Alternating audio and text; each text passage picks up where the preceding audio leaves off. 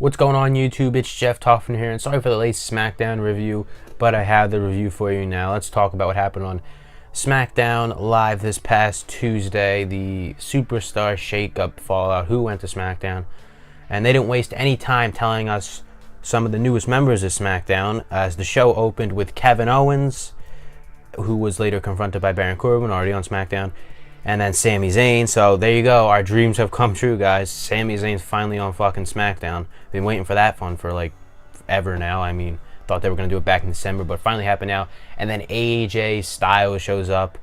But Kevin Owens, new look and everything. He shaved. He looks like Kevin Steen again. I like the new Kevin Owens, SmackDown's version of Kevin Owens.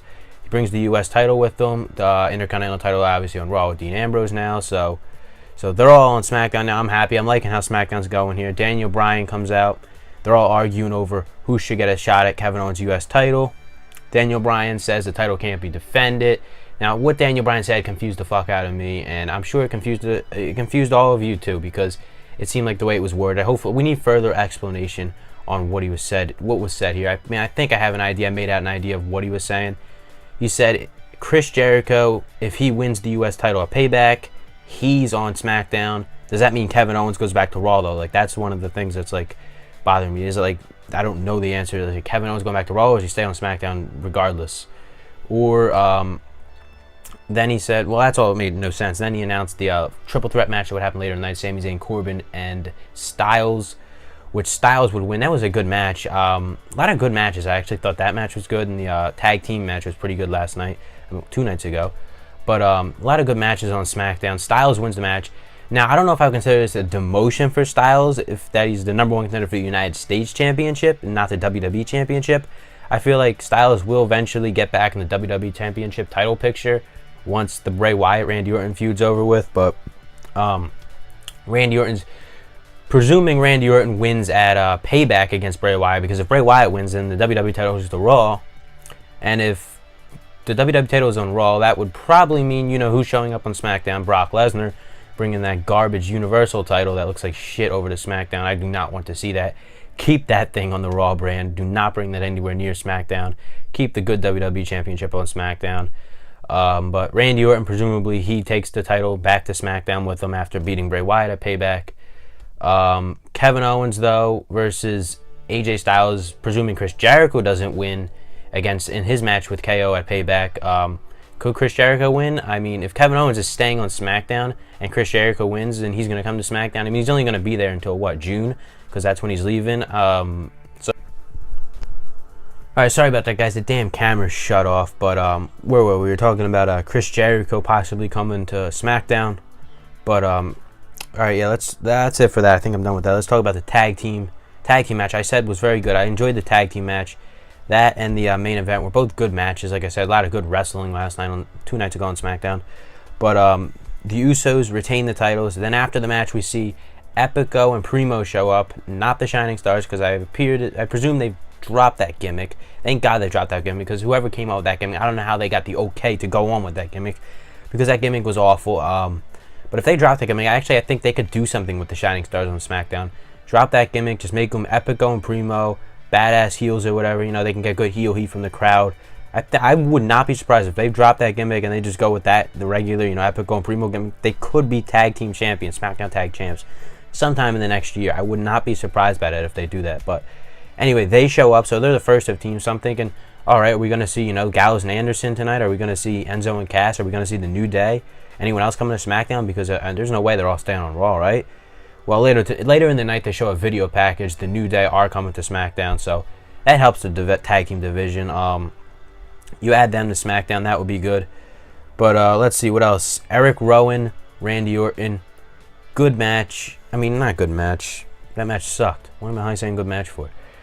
Randy Orton, it wasn't even a match. They had a little bit of a match for like a minute or two, and then Eric Rowan grabbed the steps, got disqualified.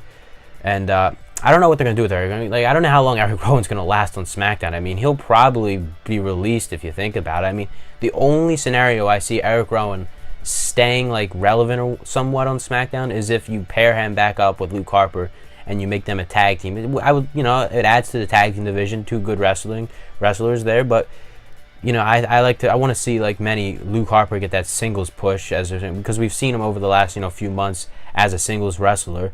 He's been doing great. He can wrestle for sure.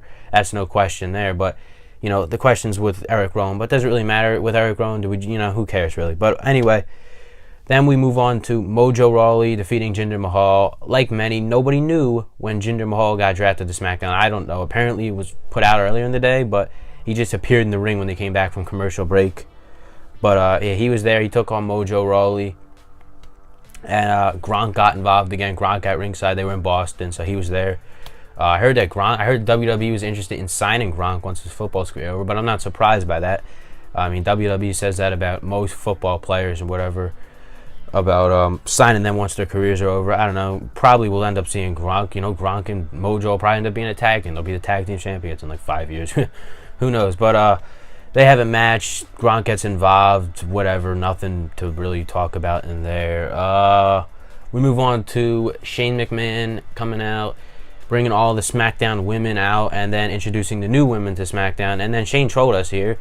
He started saying second generation superstar. And then, we all thought, Charlotte's coming out. Charlotte's coming to SmackDown. And then Tamina comes out. So he really trolled it because all those facts, also apply to Tamina. She's a second generation superstar as well. But then Charlotte ends up coming out too. So Tamina and Charlotte, the only two additions to SmackDown. No Sasha. The crowd was cheering. I thought we were going to see Sasha. I feel like SmackDown could have used Sasha though. But then, you feel like Raw. I don't know. SmackDown though, I think they just need like one more woman on the roster. But it was good. It was nothing really happened. They didn't even have a women's match. They just, all came out and then they went to commercial break. Some other people that got drafted to SmackDown, they just had like a little video package, whatever, of like a handful of people. Rusev, Sin Cara is coming to SmackDown. I don't know who cares about Sin Cara. I mean, they just swapped him and Kalisto. Should have made them a tag team again. But Sin Cara, Rusev. I like Rusev. I think Rusev could be he's a good mid-carder added to the SmackDown roster. And along with Lana. Lana, though, she got like her own little video package. It looks like she's going to be actually wrestling on the show. So I don't know. I mean, many would say Lana's going to be just the next Eva Marie. Speaking of Eva Marie, she's apparently still part of the roster. So I don't know. I mean, maybe there'll be a tag team. Who knows? But yeah, they're some of the people who came to SmackDown. What else do we have? Ty Dillinger, Aiden English. Simon Gotch, he's gone. He's out the door. So Aiden English, the rumor was he's going to get a singles push. Well, if he's going to get a singles push, he's got to win matches. Clearly, he comes out to the ring as a singles competitor. And, he starts singing, bringing back his old singing gimmick. And then Ty Dillinger comes out. So I'm thinking, well, he's not going to get a singles push. There's no way he's beating Ty Dillinger here, right? And he doesn't. Ty Dillinger picks up the win. So I'm thinking so much for the damn push. If you're going to give him a damn push, you have him win. Clearly, WWE's, I don't know, I guess they're not giving him a push. So, just like Eric Rowan, I guess, if he's not getting a push, who knows how long he's going to be with the company. Probably be released later this year. Shinsuke Nakamura and Dolph Ziggler. Dolph Ziggler's in the ring. Shinsuke confronts him, and they go back and forth. They've been wrestling a lot of dark matches lately on SmackDown. I think this week they had another one. Last week they had one, but it looks like they're gonna have a feud somewhat down the road. This is actually a good feud. I think they could both wrestle. It'll be a good match. I want to see one of their matches. Presumably we'll get a match though between them, so it'll be like Shinsuke's first feud on the main roster. I mean, I'm looking forward to it. It's definitely going to be good wrestling there. But the New Day are coming to SmackDown. We already covered this. And then the main event, AJ Styles wins. AJ Styles is now the #1 contender for the U.S. title. He will face either Kevin Owens or Chris Jericho. Probably Kevin Owens, which I'm looking forward to, like I said earlier in the video here. That will definitely be a good feud, Kevin Owens and Chris Jericho. You almost think, you got Randy Orton as the top champion. I'm more interested, I'm more invested in a Kevin Owens AJ Styles feud for the United States title than whoever Randy Orton's wrestling for that US title, the WWE title. I feel like Kevin Owens and AJ Styles, that should be for the WWE title. That shouldn't be for the US title. That should be the WWE title. Randy Orton should be fighting for the US. I mean, I don't know. I like Randy Orton. I just feel like he hasn't been booked right, really. I don't know. I mean, if you really think about it, you got to give credit to the SmackDown writers. Because over the last, 10 months since that last draft they had, they've been able to put on amazing shows, especially like December and January. I was enjoying the hell out of SmackDown. It was great stuff.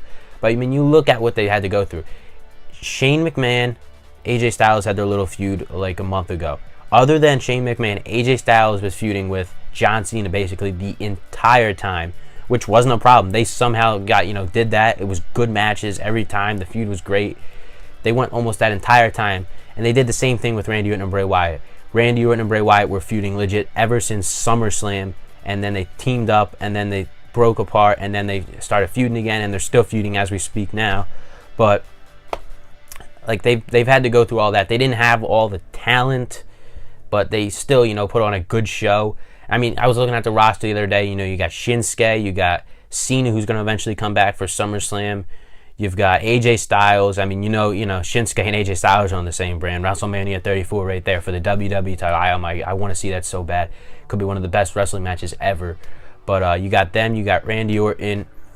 You got mid-carders, Rusev, Ty Dillinger, The New Day, American Alpha, the Usos. The women's division, you got Charlotte. You got Becky Lynch. You got Naomi. So, I feel like they have more, talent this time around. They were able to move some more names over, call some people out from NXT. So I feel like I'm really, I'm looking forward to see what they are able to do with more talent, more feuds. One thing I'm curious to see is if Randy Orton, who's he feuding with after his match with Bray Wyatt? Because if Bray Wyatt doesn't win, and presumably he is not going to, AJ Styles is fighting Kevin Owens for the not the Universal title, the United States Championship. Who's there to feud with for Randy Orton? I mean, I really don't know. I mean, Shinsuke, but I think he's going with Dolph Ziggler. I don't think they're going to have Shinsuke winning the title right away, and that would be like two faces, Randy Orton and Shinsuke. So, I mean, what heel is there? Baron Corbin, maybe? I mean, that would be awesome if Baron Corbin's fighting for the WWE title, but who knows, guys? I enjoyed SmackDown. Let me know what you thought of SmackDown in the comments below. Leave a like, hit that subscribe button. Follow me on Twitter. The link is in the description below, and I will see you next week.